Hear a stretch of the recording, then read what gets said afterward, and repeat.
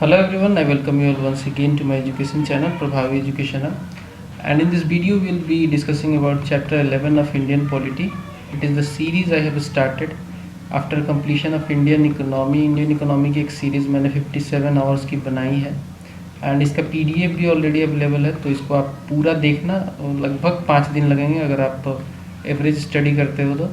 And PDF आपको available है यहाँ पे, तो PDF का ज़रूर बेनिफिट उठाना। PDF से आपको मल्टीपल टाइम रिवाइज करना है आपको, क्योंकि बार बार आपको वीडियो नहीं देखना है। अननेसेसरी वीडियो देखने से बेटर है कि एक बार अच्छे से वीडियो देखो, आप उसके बाद PDF को रिवाइज करो।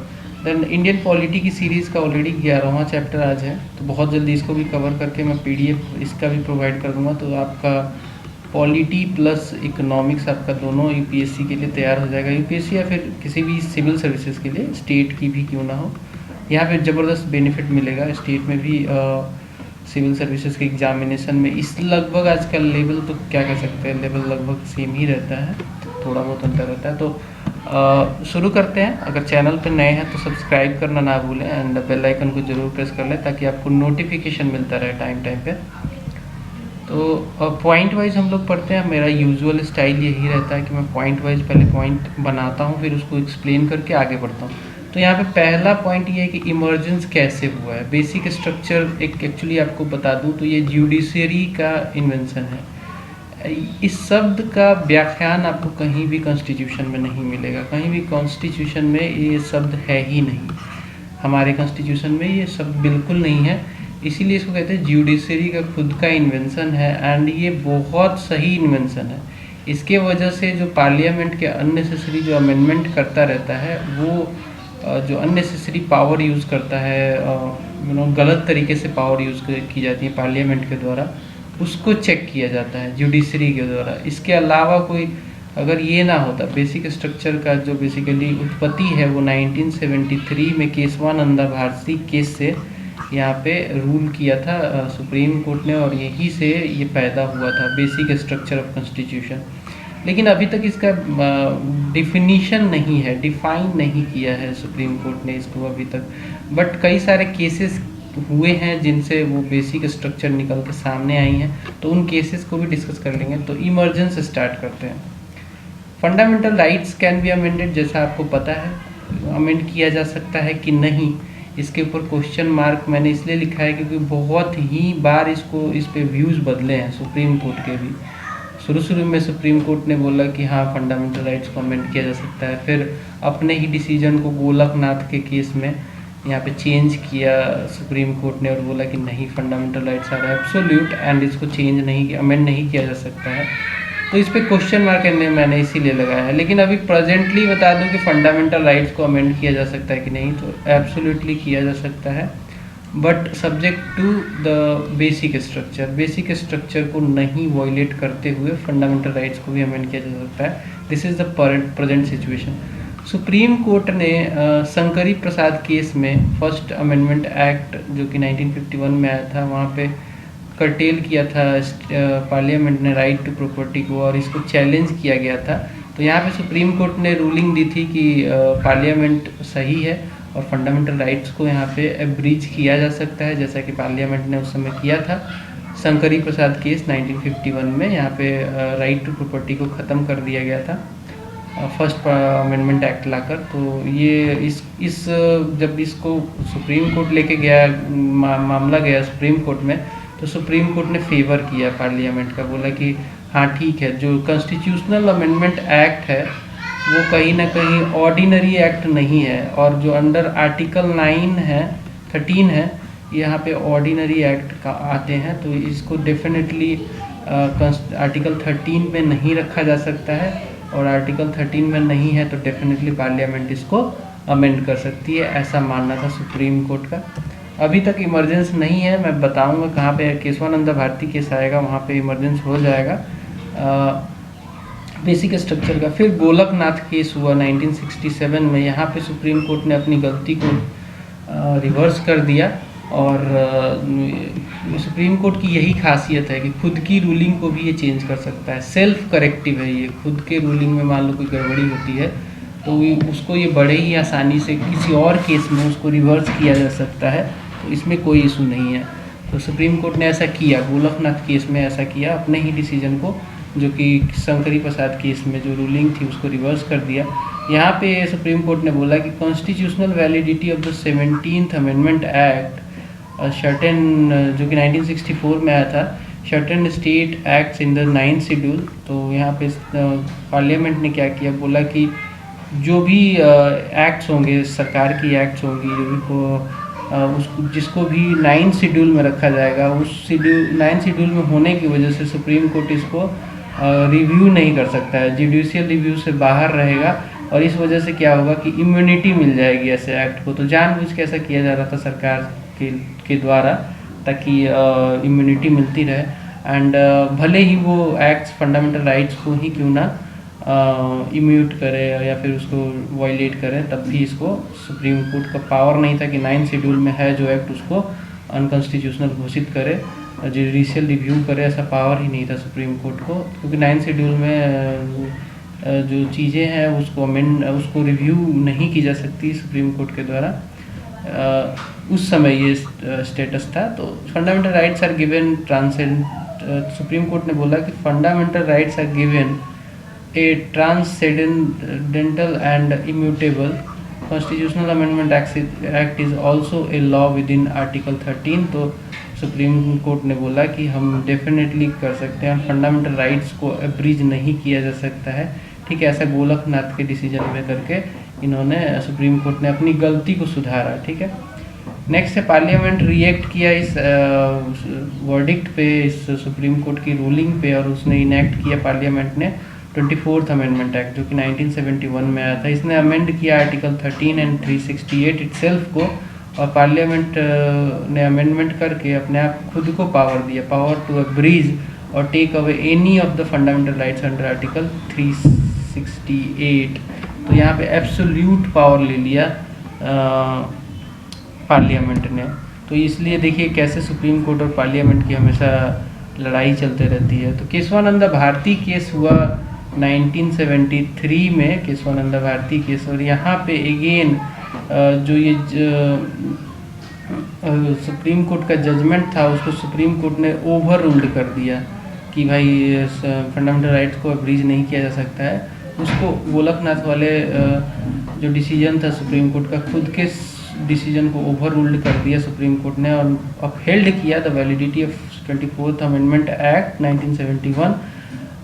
बट एक नया डॉक्ट्रिन यहीं पे आया। ये नया डॉक्ट्रिन था बेसिक स्ट्रक्चर और basic feature of constitution. Supreme court ने बोला कि देखिए आप फंडामेंटल राइट्स या फिर जो भी प्रोविज़न है उसको अमेंड कर सकते हैं, लेकिन subject to basic feature. Basic feature मतलब ऐसी फीचर जो कि कॉन्स्टिट्यूशन की बिल्कुल बेसिक है, जिसका आधार है, कॉन्स्टिट्यूशन का आधार है, ये बेसिक फीचर है। तो उस बेसिक स्ट्रक्चर को, बेसिक फीचर को आप अमेंड नहीं कर सकते। ये doctrine first time Kesavananda Bharati case में सुप्रीम कोर्ट ने रूल किया। ठीक है, और ये डॉक्ट्रिन यहाँ पे इमर्ज हुआ। अब बात करेंगे कि भाई इस डॉक्ट्रिन को फिर से रीएफॉर्म किया गया कि नहीं। तो हाँ, कई बार रीएफॉर्म किया है सुप्रीम कोर्ट ने इसको। अगर बात करें जो उसके बाद इमीडिएटली कब रीएफॉर्म किया गया, तो ये इंदिरा नेहरू गांधी केस हुआ था 1975 में, जिसमें बहुत ही इम्पोर्टेंट केस है। इसमें बेसिकली इंदिरा गांधी का जो इलेक्शन था 1971 वाला, उसको नल एंड वॉइड कर दिया था सुप्रीम कोर्ट ने। तो बहुत सारी बातें होती है, इसको डिटेल में मैं बताऊंगा जब आगे अभी ये केस आएगा। तो यहाँ पे इसको बेसिक स्ट्रक्चर को अप्लाई किया गया, रीफॉर्म किया गया सुप्रीम कोर्ट के द्वारा, एंड इनवैलिड कर दिया गया provisions of 39th amendment act 1975 में जो लाया गया था, जिसमें election disputes involving the prime minister and speaker of the Lok Sabha outside the jurisdiction of all courts. इसमें क्या किया था, 39th अमेंडमेंट एक्ट लाकर इंदिरा गांधी ने बोला कि जब भी प्राइम मिनिस्टर, क्योंकि ये खुद ही उस समय प्राइम मिनिस्टर थी और इनका स्पीकर, लोकसभा के स्पीकर के साथ डिस्प्यूट चल रहा था, तो बोला कि कोई भी डिस्प्यूट होता है अगर प्राइम मिनिस्टर और स्पीकर के बीच में, तो उसको जुरिडिक्शन ऑफ ऑल कोर्ट से बाहर रखा जाएगा। मतलब किसी भी कोर्ट का कोई राइट नहीं है कि उसमें इंटरफेयर करेगा। और इसके लिए बेसिकली सुप्रीम कोर्ट अगेन कुछ किया होगा, उसको देख लेते हैं क्या किया था सुप्रीम कोर्ट ने। तो देखिए इसको 39th अमेंडमेंट एक्ट को इनवैलिड कर दिया था सुप्रीम कोर्ट ने। तो बेसिकली पार्लियामेंट ने रिएक्ट किया इसके बाद, कि भाई 42nd अमेंडमेंट एक्ट हम लेके आएंगे 1976 में। इसमें अमेंड कर दिया गया आर्टिकल 368 को और डिक्लेयर किया गया कि that there is no limitation on the constituent power of parliament. Parliament is extreme and no amendment can be questioned in any court on the ground including that of contravention of any fundamental rights। तो देखिए 42वां संशोधन तुरंत ही इंदिरा गांधी लेके आ गई, क्योंकि 39th को quash कर दिया था। 39th में बेसिकली उन्होंने ये प्रावधान किया था कि कोई भी इलेक्शन डिस्प्यूट होगा प्राइम मिनिस्टर और स्पीकर के बीच में तो उसको आउटसाइड रखा जाएगा कोर्ट के जुरिडिक्शन से, जुडिशियल रिव्यू नहीं होगा। और इसको बेसिकली क्वैश कर दिया था सुप्रीम कोर्ट ने। इसी के रिएक्शन में पार्लियामेंट ने 42वां संविधान का संशोधन किया 1976 में और बोला कि जो भी अमेंडमेंट करना चाहती है पार्लियामेंट वो कर सकती है, चाहे वो फंडामेंटल राइट्स को ही क्यों ना कॉन्ट्रावेन करे या फिर उसको वायलेट करे तो कर सकती है। हम लोग एक्सट्रीम पावरफुल हैं, ऐसा करके इन्होंने कर दिया, 42वां संशोधन बना दिया। मिनर्वा मिल केस में सुप्रीम कोर्ट को मौका मिला, सुप्रीम कोर्ट ने इनवैलिडेट कर दिया the provisions as excluded judicial review, तो इसमें जुडिशियल रिव्यू का पावर नहीं था। तो इसमें बेसिकली सुप्रीम कोर्ट ने बोला कि नहीं, ऐसी बात नहीं, constitution had conferred A limited amending power. Parliament को बोला सुप्रीम कोर्ट ने कि पार्लियामेंट के पास कॉन्स्टिट्यूशन ने ही खुद लिमिटेड अमेंडिंग पावर दिया है, तो आप कैसे खुद को एक अमेंडमेंट करके बोलोगे कि हम लोग जो चाहे वो कर सकते हैं, कोई भी अमेंडमेंट कर सकते हैं। बोला कि ये बेसिक फीचर ऑफ कॉन्स्टिट्यूशन है, आप ऐसा नहीं कर सकते और इसको इनवैलिड कर दिया। 42वें संशोधन को इनवैलिड कर दिया गया, जो रिलेटेड टू कि आर्टिकल 368 के द्वारा कोई भी अमेंडमेंट कर सकते हैं एज ए पार्लियामेंट, हम लोग उसको क्वैश कर दिया सुप्रीम कोर्ट ने मिनर्वा मिल केस में। देन वमन राव केस हुआ 1981 में। यहाँ basically adhere to the doctrine of the basic structure again and would apply to constitutional amendments enacted after April 24, 1973, जो कि डेट ऑफ वर्डिक्ट था केशवानंद भारती केस का। ठीक है, यहाँ पे बोला गया कि जो भी कॉन्स्टिट्यूशनल अमेंडमेंट होगा उसका जुडिशियल रिव्यू करेगी सुप्रीम कोर्ट, चाहे वो फंडामेंटल राइट्स को वायलेट कर रही है तो उसको करेगी, बिकॉज ये बेसिक स्ट्रक्चर है, ऐसा करके वमन राव केस में सुप्रीम कोर्ट ने ये वर्डिक्ट दिया। देन अब बात करते हैं कि एलिमेंट्स क्या क्या हैं बेसिक स्ट्रक्चर के, जो कि अब बात करें एलिमेंट्स हैं क्या, कौन कौन से चीज़ें हैं जो बेसिक स्ट्रक्चर में आती है, कौन कौन सी बातें हैं, कौन कौन से एलिमेंट्स हैं जो बेसिक स्ट्रक्चर है। तो देखिए प्रेजेंट पोजीशन ये है कि पार्लियामेंट आर्टिकल 368 के द्वारा अमेंड कर सकता है कोई भी part without affecting the basic doctrine. ये एक क्लॉज है जो कि जुडिशरी के द्वारा इन्वेंट किया गया है। तो बिना बेसिक स्ट्रक्चर को डिस्ट्रॉय करते हुए पार्लियामेंट के पास डेफिनेटली पावर है कि वो अमेंड कर सकता है कोई भी part. Supreme court is yet to define the basic structure. अभी तक कोई बेसिक स्ट्रक्चर का डिफिनीशन नहीं है सुप्रीम कोर्ट के द्वारा कि ये चीज़ें हैं बेसिक स्ट्रक्चर। ये बेसिकली इवॉल्विंग मैटर है, सुप्रीम कोर्ट के पास केसेस आते हैं तो सुप्रीम कोर्ट उसको कॉन्स्टिट्यूशन के हिसाब से देखता है एंड देन डिसाइड करता है कि हाँ ये चीज़ बेसिक स्ट्रक्चर का पार्ट है। तो इसके लिए क्या देखना पड़ेगा कि कौन कौन से जो एलिमेंट्स हैं जो बेसिकली आज तक सुप्रीम कोर्ट ने बोला है कि ये बेसिक स्ट्रक्चर हैं कई सारे केसेस की वजह से। तो देखिए supremacy of constitution, constitution supreme है, ये बेसिक स्ट्रक्चर है। सोवरेन, अब मान लीजिए कोई कॉन्स्टिट्यूशन को ही इन्फेरियर बनाने की कोशिश करे, कोई भी एक्ट ला के, ये पॉसिबल नहीं है because this is the basic structure.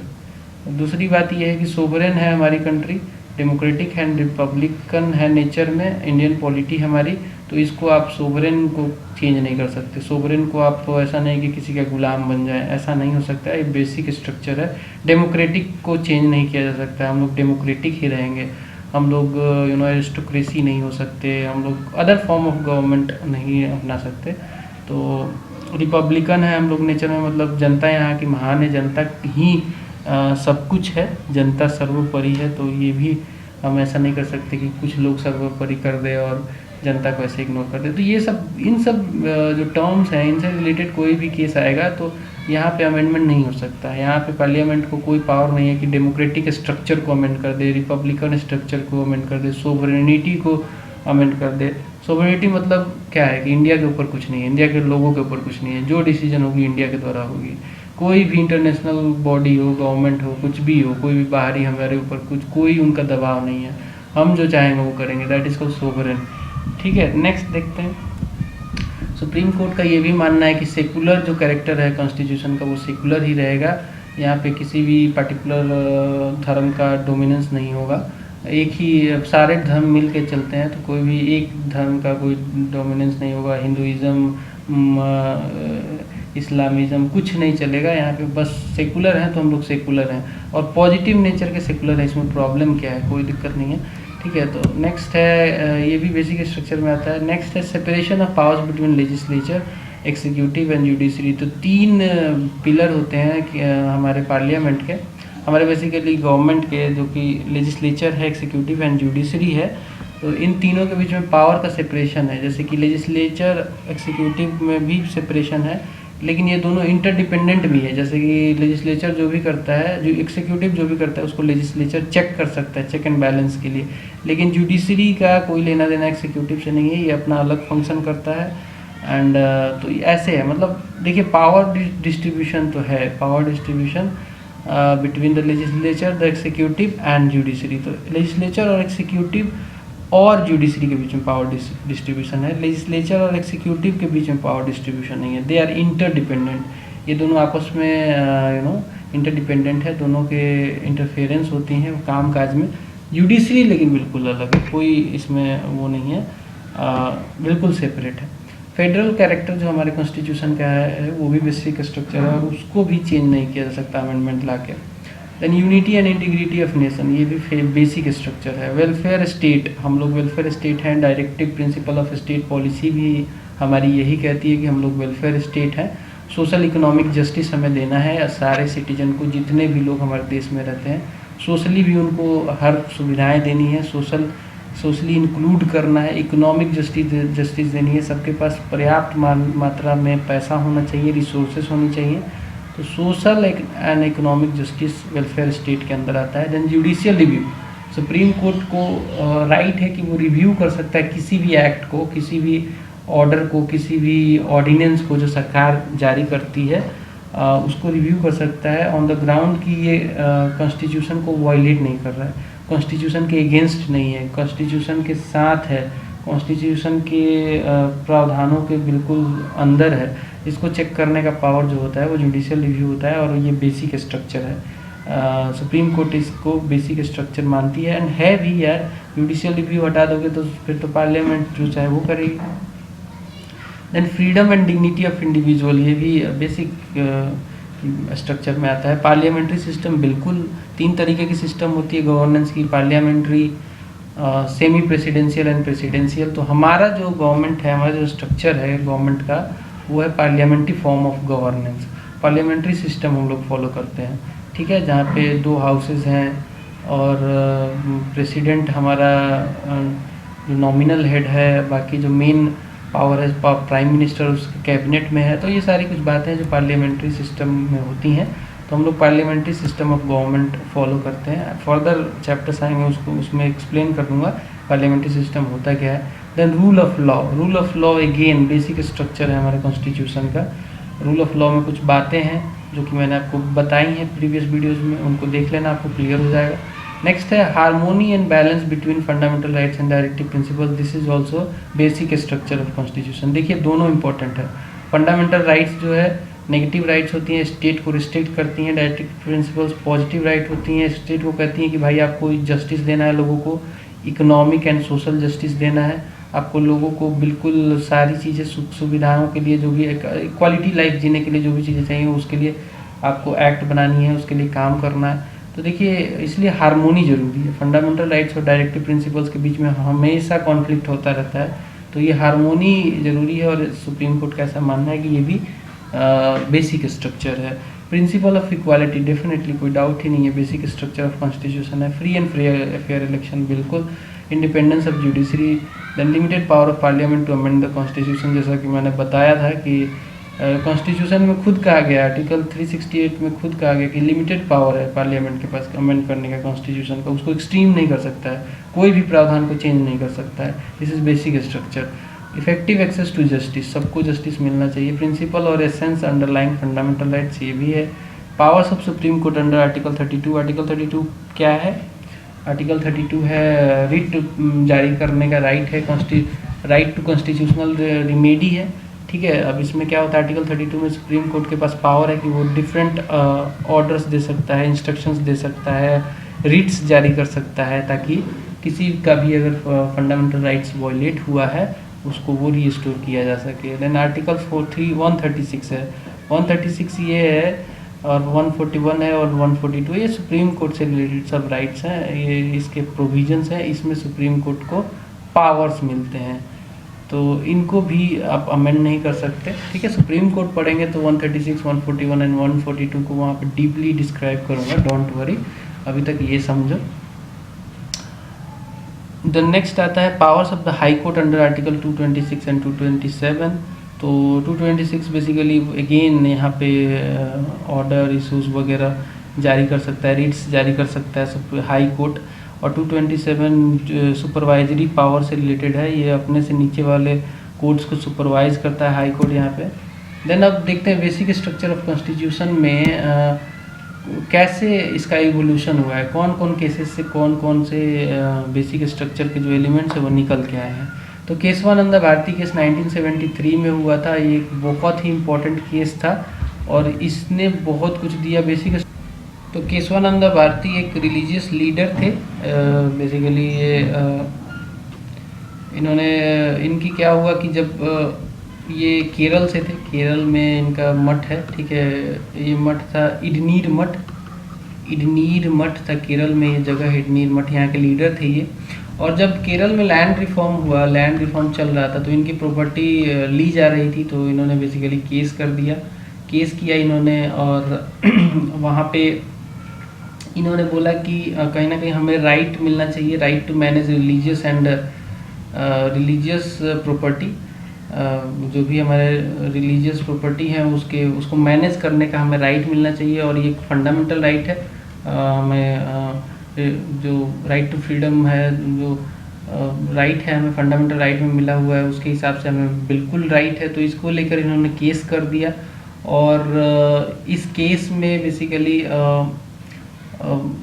जो वर्डिक्ट आया उसके हिसाब से बहुत ही इम्पोर्टेंट हो जाता है ये। सुप्रीम कोर्ट ने यहाँ पे बेसिक स्ट्रक्चर को डिफाइन किया था, इन्होंने बोला कि यहाँ पे सुप्रीमेसी ऑफ कॉन्स्टिट्यूशन की प्रावधान है, separation of powers between the legislature, executive and judiciary, republic and democratic form of government, secular character of constitution, federal character of the constitution, sovereignty and unity of India, freedom and dignity of the individual, mandate to build welfare state, parliamentary system, ये सब जो है elements हैं basic structure की, ये सब निकली हैं केशवानंदा भारती केस से, ठीक है। नेक्स्ट है यहाँ पे इंदिरा नेहरू गांधी केस 1975 में हुआ था। यहाँ पे ये मैटर इसलिए उठा था क्योंकि 1971 में जो इलेक्शन हुआ था वहाँ पे बेसिकली इंदिरा गांधी जीती थी रायबरेली से, और उनके अपोजिट में थे राजनारायण, ठीक है, राजनारायण थे उनके अपोजिट में, जो कि हार गए थे। लेकिन राजनारायण ने केस किया और बोला कि कहीं ना कहीं जो इंदिरा गांधी जीती हैं उनका जो माल प्रैक्टिसेस रहा, इलेक्टोरल माल प्रैक्टिसेस की वजह से जीती हैं, और उन्होंने घूस दिया है, गवर्नमेंट मशीनरी और रिसोर्सेज को यूज किया है, ये सब कह के और केस कर दिया राजनारायण उनके अगेंस्ट थे रायबरेली से, जो कि हार गए थे 1971 वाले इलेक्शन में। फिर क्या हुआ, इसकी सुनवाई हुई और उस समय जस्टिस जगमोहन मिश्रा थे, उन्होंने बेसिकली यूपी के थे ये जस्टिस जगमोहन, क्योंकि इलाहाबाद हाई कोर्ट में ये केस था। तो यहाँ पे उन्होंने जजमेंट दिया कि जो ये इलेक्शन जीता है इंदिरा नेहरू गांधी इनफैक्ट ने, तो ये जो इलेक्शन जीता है इन्होंने, ये कहीं ना कहीं माल प्रैक्टिसेस इसमें है। ब्राइबरी को तो उन्होंने बोला कि नहीं, ब्राइबरी तो नहीं हुआ है, लेकिन गवर्नमेंट मशीनरी और रिसोर्सेज यूज हुई हैं, इस वजह से इनका जो इलेक्शन इन्होंने जीता है नल एंड वॉइड किया जाता है, और इनको 6 साल तक के लिए कोई भी इलेक्शन नहीं लड़ने की आदेश दी जाती है। अब इस पर इंदिरा गांधी की सरकार थी उस समय 1975 में इंदिरा गांधी ने क्या किया, इमरजेंसी लगा दी इसी की वजह से कि भाई इनको तो बिल्कुल आदेश मिल गया था कि भाई इनको छोड़ना है, एंड इनको टाइम भी दिया गया था सरकार को कि भाई इंदिरा गांधी को हटा के दूसरा कोई प्राइम मिनिस्टर बनाया जाए। तो ये सब मैटर हुआ था। यहाँ से जो निकल के आया है वो निकला है, जो एलिमेंट्स निकल के आए हैं, India is a sovereign democratic Republic, ठीक है, equality of status and opportunity of an individual, secularism and freedom of conscience religion, government of law and not of main.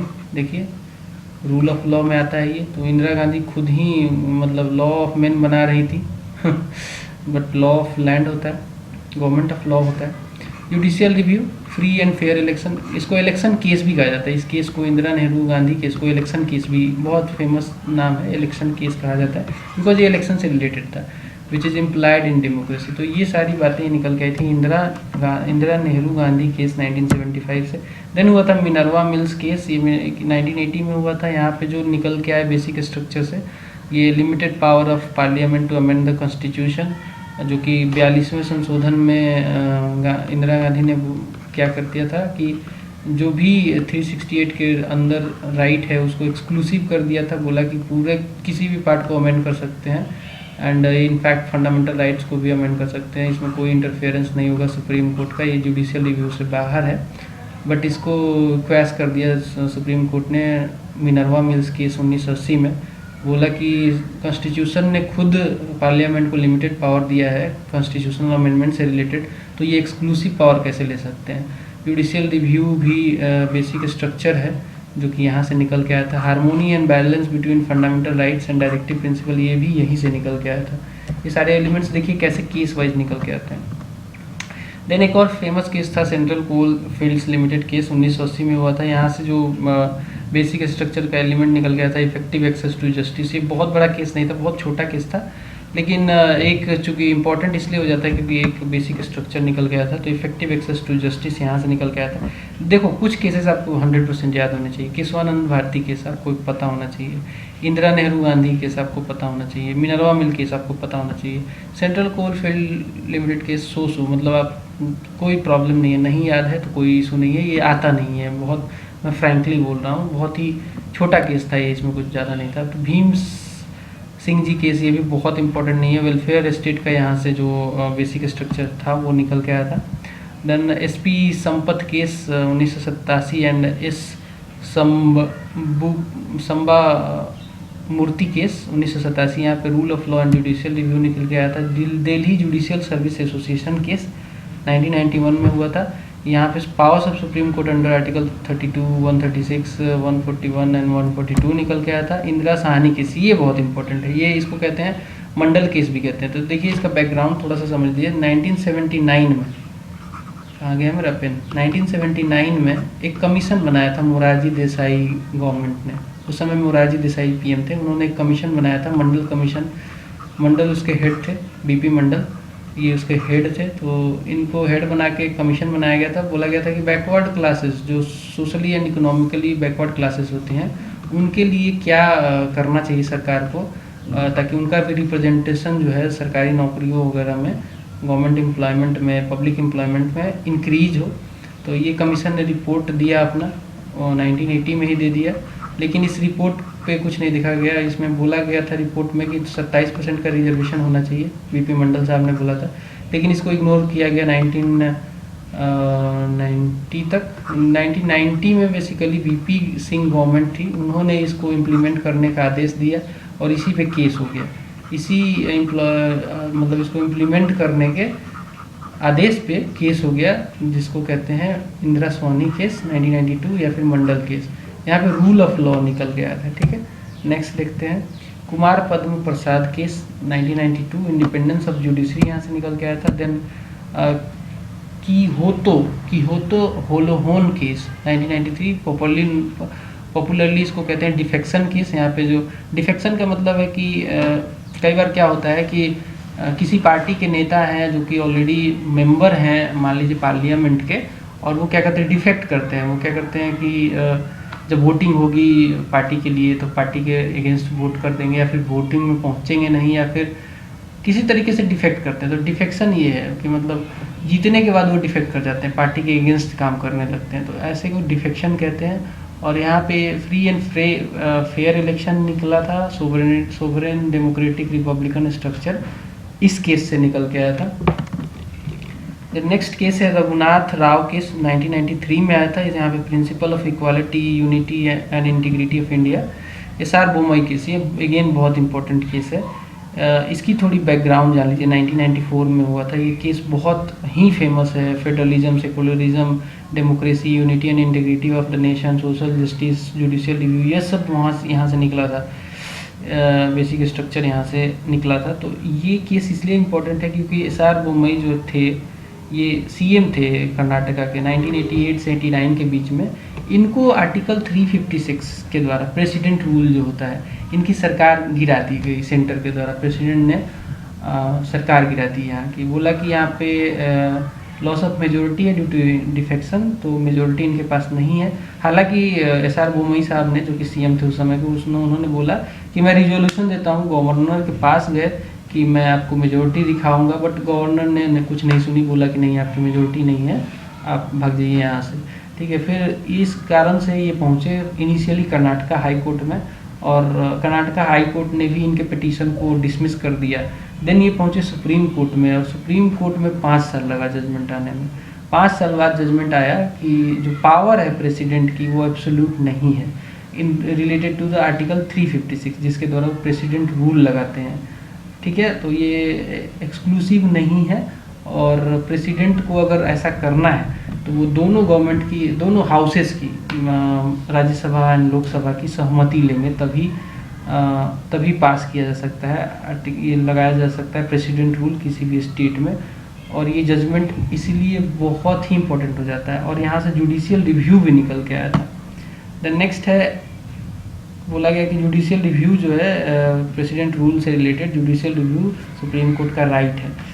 Then L Chandran Kumar case हुआ था 1997 में, जहाँ पे power of high court under article 226 and 227 निकल के आया था। Then Indira Sahni case द्वितीय 2000 में, प्रिंसिपल ऑफ इक्वालिटी निकल के आया था। ऑल इंडिया जजेज एसोसिएशन केस 2002 में, यहाँ पे इंडिपेंडेंट जुडिशियल सिस्टम एलिमेंट निकला था।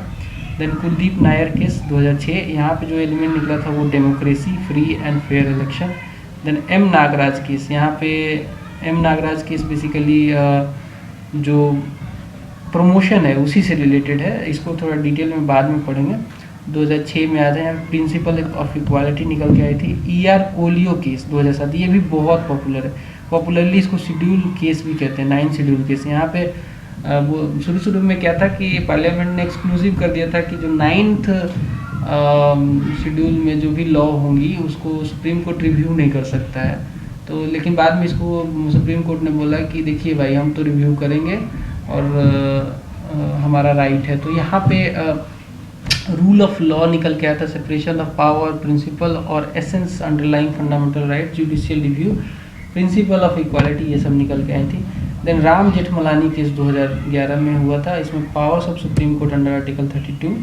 नमित शर्मा केस 2013 में हुआ था, freedom and dignity of individual. Then Madras bar association case, ये लास्ट केस है अपने इस सीरीज का, 2014 में हुआ था, judicial review, powers of high court under article 226 and 227। मैं आपको एक यहाँ पे एक टिप देना चाहूँगा। देखिए, आपको इंदिरा साहनी केस याद रखना है, IR कोलियो याद रखना है।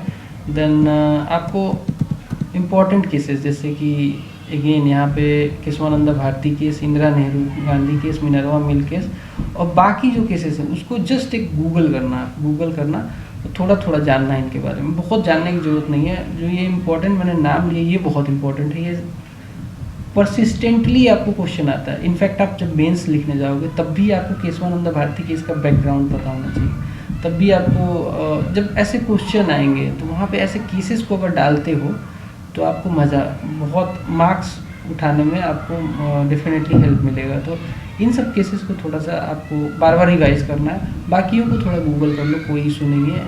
सो that's all from this video. यहाँ पे ये चैप्टर कंप्लीट होता है, चैप्टर 11 होगा। और इनफैक्ट हमारे जो इंडियन पॉलिटी जो बुक है उसका पार्ट 1 हमने कंप्लीट कर लिया, पार्ट 1 हमने कंप्लीट कर लिया। ठीक है, अब हम शुरू करेंगे पार्ट 2। चैप्टर 11 तक ऑलरेडी कंप्लीट है। मैं उम्मीद कर रहा हूँ कि आपको ये क्लासेस पसंद आ रही है तो यार खुल के बताओ। इनफैक्ट मैं चाहूँगा कि सब मेरे वीडियोस को रिव्यू करें, बताएं कमेंट सेक्शन में कि ये सर यहाँ पे आपने बिल्कुल सही बताया। कुछ भी रिव्यू करो, जो भी आपको लगता है, कैसा भी रिव्यू आप कर सकते हो, आप अपना दिमाग लगाओ कि क्लासेस कैसी हैं, क्या बेटरमेंट हो सकता है, you can definitely tell me. So that's all, bye.